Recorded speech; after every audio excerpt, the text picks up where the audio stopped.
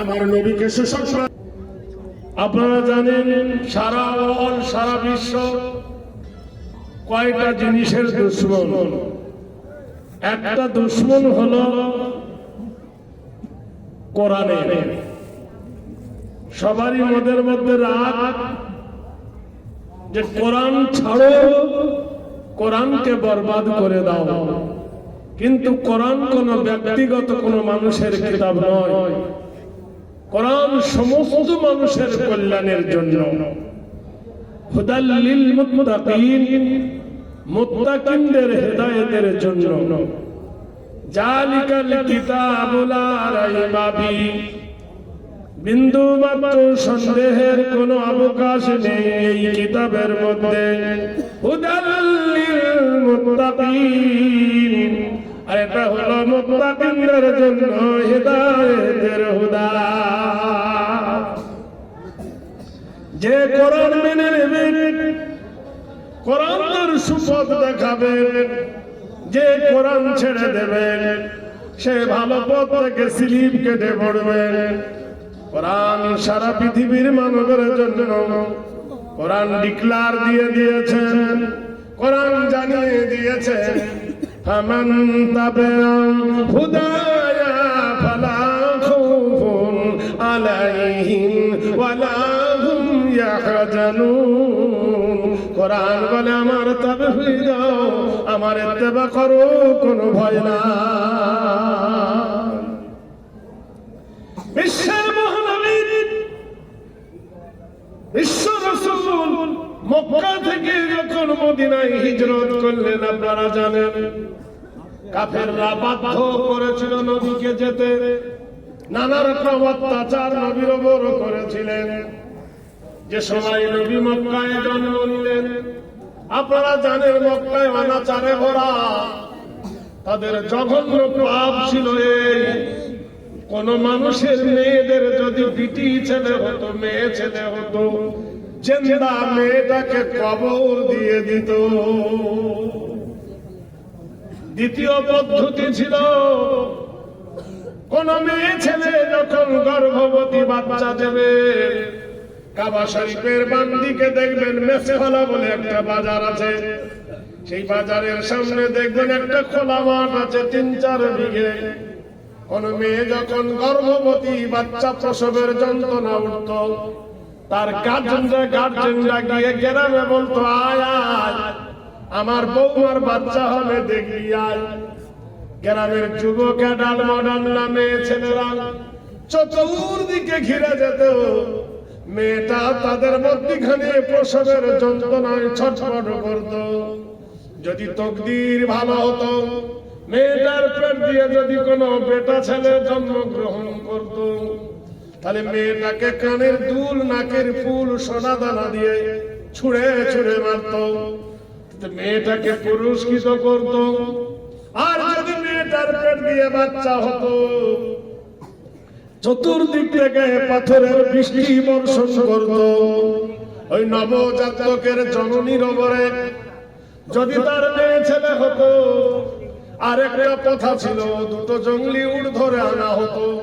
ওই কচি নবজাত শিশু বাচ্চাটিকে দুটো পা দুটো জঙ্গলি উটের পিঠে বেঁধে দিয়ে জোরে চাবুক মারা হতো। দুই উট যখন লাফিয়ে উঠত, কচি বাচ্চা চটচট করে মধ্যখান থেকে চেলা হয়ে দুখণ্ড হয়ে যেত। এই জুলুম, অত্যাচার, অনাচারে ভরা ১ নম্বর ছিল এদের স্বভাব। ২ নম্বর ছিল মেয়ে ছেলে হলে কবর দেওয়া। ৩ নম্বর ব্যারাম ছিল তাদের কাবা শরীফের চতুর্দিকে উলঙ্গ হয়ে তপ করা। ৪ নম্বর তারা করত কি, জুয়া খেত। ৫ নম্বর তারা করত কি, সুদ খেত। ৬ নম্বর তারা কি, ভাই বোন, মা, খালা, ফুফু, স্ত্রী পরিবারকে জোর করে জেনা করত। আরেকটা তাদের প্রথা ছিল, কোন বংশে যদি জুয়ান পুরুষ থাকতো, নিজের বিবিকে পাঠাতো ওই পুরুষের কাছে থাক, ওর কাছে থেকে প্রোডাক্ট নিয়ে আয়, তাহলে তোর ছেলে শক্তিশালী হবে। কত থার্ড ক্লাস বোকা ছিল। এই সময়কালে মক্কার সরজমিনে মহান আল্লাহ পাক স্বর্গদপি মাগরিয়সি জন্মভূমি বাক্কা অল্লাং সষ্টং পরম নাম অল্লাং ইতি কাঙ্কাং ইতিত্ব চরিত্র আদর্শ পূজ্যত নাম নীতি লোকি কল্যাণ শান্তি নাম যুগে যুগে। জন্মাবার পূর্বে বাপ দুনিয়াতে মরে গেল, জমিহীন ভূমিহীন অর্থহীন মায়ের কোল আলো করে বিশ্বের মহান নেতাকে আল্লাহ পাঠিয়ে দিলেন এতিম হালে মা আমিনার কোলে। অনাচারে ভরা মক্কা, বিশ্ব নবীর যখন জ্ঞান হলেন, দিকে দিকে নবী যখন উদীয়মান যুবক হলেন, বিশ্ব নবী তাজদারে মদিনা আল্লাহ পাক যখন তাকে নবুয়ত দান করলেন, যখন তিনি নবী লাইসেন্স পেলেন, তখন আল্লাহর নবীর বয়স হলো 40 বছর। এই সময় নবীজি রুখে দাঁড়ালেন। সর্বপ্রথমে মহান আল্লাহর নবী এলান করে দিলেন যে তোমরা নানা দেব দেবীর পূজা করবে না, ওয়াহদাহু লা শারীকা লাহু, এক আল্লাহ ছাড়া কারো উপাসনা করবে না। ক্রোধের আগুনে জ্বলে উঠল। যারা বিভিন্ন ধান্দাবাদ ছিল তাদের মাথায় টনক লড়ল, বিশ্ব নবীর শত্রু হয়ে গেল। নাম্বার 2, নবী রুখে দাঁড়ালেন। ইন্না হারামাল্লাহু আলাইহিমুর রিবা, কোরআন জানিয়ে দিল সুদ তোমাদের জন্য হারাম, তোমরা সুদ খেতে পাবে না। যারা সুদের লাইসেন্স করত, সুদের কারবার করত, তারাই নবীর দুশমন হয়ে গেল। নাম্বার 3, নারায়ে তাকবীর, জোরে বলুন, সত্যি করে বলুন। মদ হারাম, সুদ হারাম। মদ হারাম, সুদ হারাম। আচ্ছা, মদ খেয়ে যদি কেউ মসজিদে ঢোকে, ওকে রাখবে না পিটবে? হ্যাঁ বলুন। মদ খেয়ে যদি কেউ মসজিদে ঢোকে পিটবে, আর সুদ খেয়ে পেট মোটা করে যদি মসজিদে দাঁড়ায় ওকে বলবে সালাম আলাইকুম। সুদখোরের সম্মান হয়, আর মদখোরকে গলা ধাক্কা দেয়। বোকার দলেরা চিন্তা করে দেখো, কত থার্ড ক্লাস বোকা আমরা। মদ হারাম, সুদ হারাম, দুজনই সমান অপরাধী। একজন গলা ধাক্কা পায়, আরেকজনকে সম্মান দেয়। এই তো আমাদের মানার আর না মানার সিফত। সবাই মিলে উঠে পড়ে অত্যাচারের মাত্রা যখন নবীর ওপর বাড়িয়ে দিলেন। আল্লাহর নবী মক্কা থেকে মদিনায় চলে গিয়েছিলেন।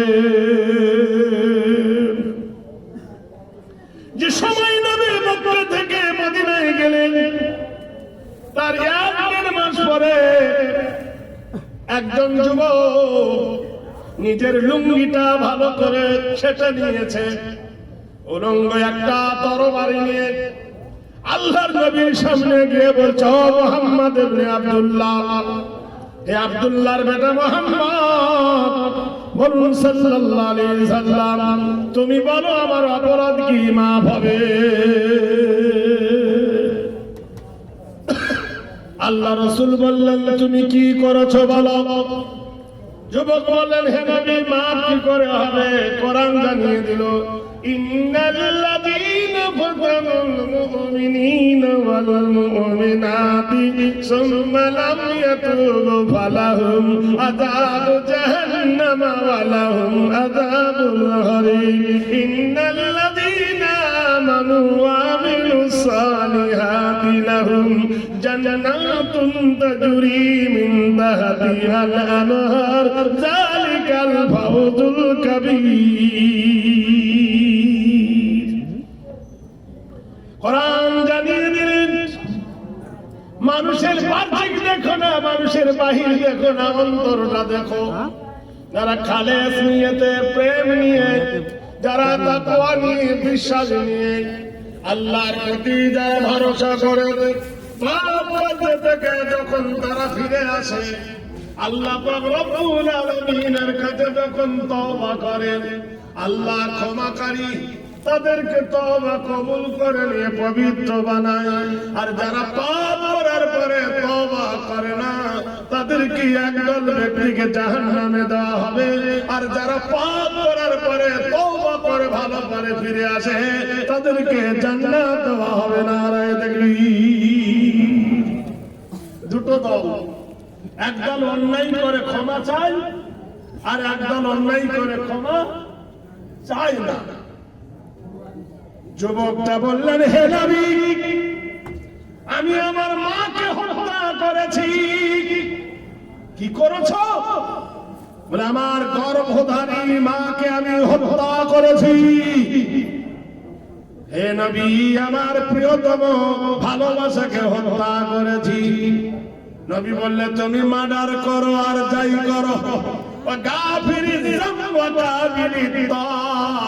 তুমি যদি তওবা করে ফিরে এসো আর ইসলাম যদি কবুল করে নাও, ইসলামের পূর্বে যা করছো তুমি, আল্লাহ তোমাকে পবিত্র বানায় দিবে। যুবক কেন্দ্রে কেন্দ্রে বলে, হে রাসূল, আমার কি হুলিয়া নামা আপনি শুনবেন না? নবী বললেন, তোমার জীবনের কি হুলিয়া নামা বলো। যুবক বলল, হে রাসূল,